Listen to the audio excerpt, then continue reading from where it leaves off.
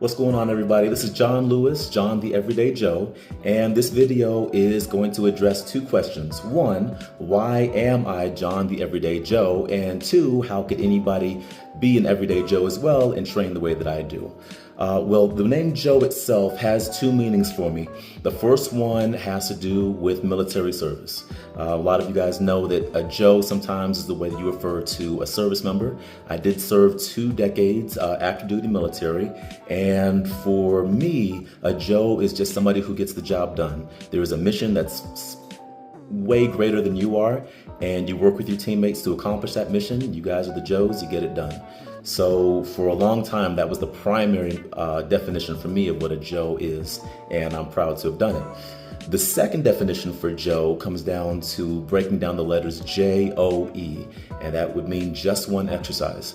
Going back to 2006, when I got my first personal training certification in the military, I was only training fellow service members, and I was training them with what we call part of the pre-deployment training process, basically getting people ready to pass the physical fitness test that they needed to show or demonstrate that they were fit enough to go downrange. And I think 2006 through about 2009, 2010, it was mainly Iraq. Most of us were training to head downrange, head to Iraq, different cities there. So what I would do is I would train my fellow service members, make sure that we were in shape, and I got great results. There were people that were working really long hours at work and really did not have a whole lot of time to dedicate to the gym or going to the track and doing other things. So being able to work with me with minimal time was pivotal in allowing them to be deployment ready and spend as much time as they could with their families before they went downrange. I found myself in that situation a couple times. First, in 2008, I needed to go downrange and needed to get ready. And then once I got to Iraq, there were times where I didn't have access to the gym, and all we had was a half of a cinder block that had a piece of rebar sticking out of it. But honestly, you make do with what you've got, so that became the gym equipment for a lot of our workouts over there. In 2010, I know my mom is watching this, but in 2010, I started going to the Middle East a lot, very frequently. I'd say a couple times a month, I would go to a different Middle Eastern country and spend a few weeks there, then come back, and I'd only have a couple days, sometimes a couple weeks stateside before I needed to get ready to go back again.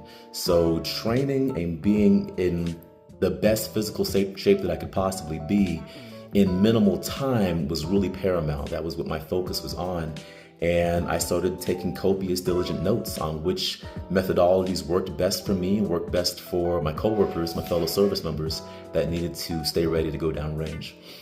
So around that time, I started experimenting with being very minimal and literally trying to do just one exercise per body part to stay fit and be ready to go downrange. And sometimes that just one exercise would just be one distance or one tempo of cardiovascular work for a day, and then that would be it to keep our hearts healthy and to stay ready. But basically, it all worked, and I was really surprised by how well it worked. Personally, I went from about a 16% body fat down to between 8 and 10.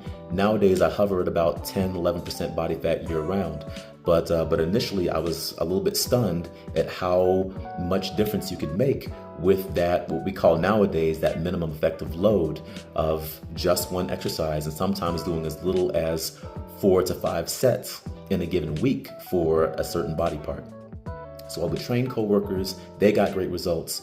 I started training coworkers who just wanted to be in great shape and just look good for their partners, look good for vacations. They got great results very, very quickly. So I started training more and more people, and we all were reaping the benefits of the Joe methodology. So I knew that I had something based on what the data was showing me and based on people's PT scores. But I really realized that I had something in about 2014. A coworker of mine asked me to do a physique competition. She was doing a bikini show and she wanted me to do the physique side.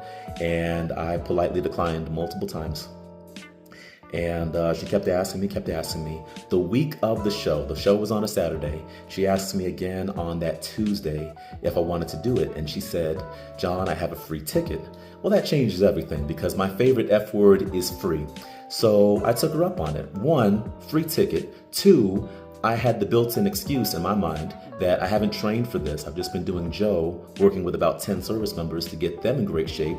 And even though I was doing it alongside them, that's not the same as a physique competition or a bodybuilding show. So I get there day of, having a great time because I've got no expectations.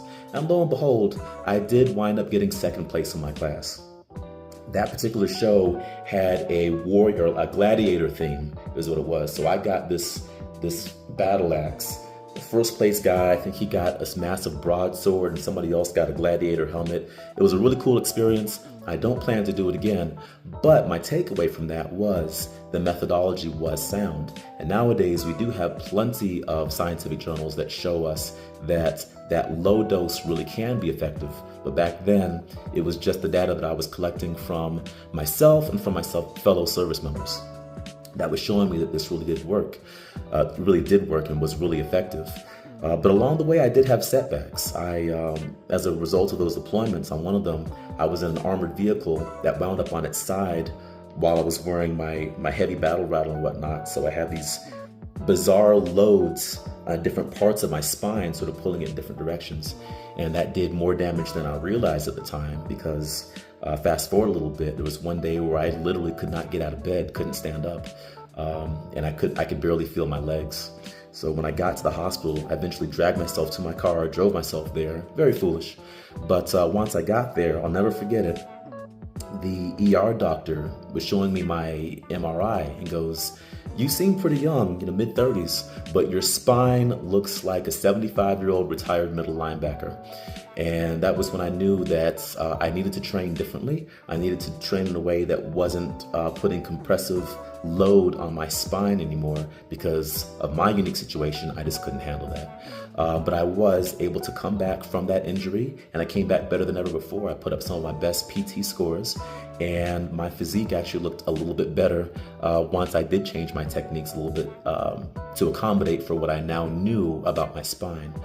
But then fast forward a little bit more, and I was in a bizarre training accident on base and completely shattered my right humerus. To put me out of commission for about a year and a half combined, where I really couldn't do a whole lot. Obviously couldn't use the arm, but that taught me a lot about what I could and couldn't do, and I had to build my body back from that as well. Ballooned up in weight because I was a little bit depressed. Obviously I wasn't active, and so I needed to make a comeback from that yet again, but I did. And so fast forward to today, I'm able to do pretty much everything that I want to do. I'm able to keep up with my son the way that I want to. And for the past 15 years, I've exclusively exercised. I'm trying a couple other things here and there, but almost exclusively, I've been doing this just one exercise per body part, or just one exercise in general for my day. And here's how really anybody could be an everyday Joe. You pick your favorite exercises for any body part, whether it's body weight squats or weighted squats for your legs, or just doing a basic push-up for your upper body and for your chest. And you want to do that with at least two different styles. So you want to do it in a traditional tempo, where you're doing 1 second up, 1 second down. And then you want to do them as a negative, where you're doing up to a 5 second or sometimes even an 8 second negative, and then 1 second back up. So mixing those and having a good variety of those allows you to target both of all the different types of muscle fibers that you have in each of your muscles, your type 1 and your type 2 muscle fibers.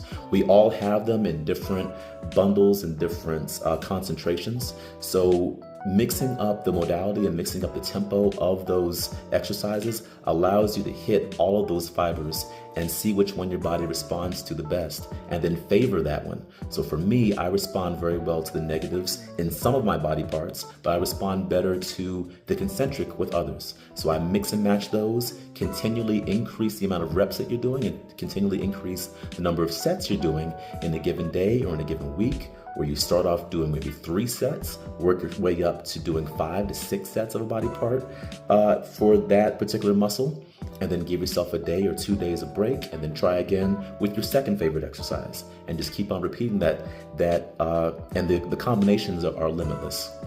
So guys, this really is my passion. I love sharing the Everyday Joe training methodology. I'm on Instagram, I'm John the Everyday Joe. I'm on YouTube with my new channel, Everyday Joe Fitness. Reach out to me at anytime you have a question about training, whatever program you're currently doing. Odds are I've done a version of it, or I've done that exact programming, and I've got tons of more nuance with the Everyday Joe methodology. So please don't be a stranger. I'm just looking to create more Everyday Joes.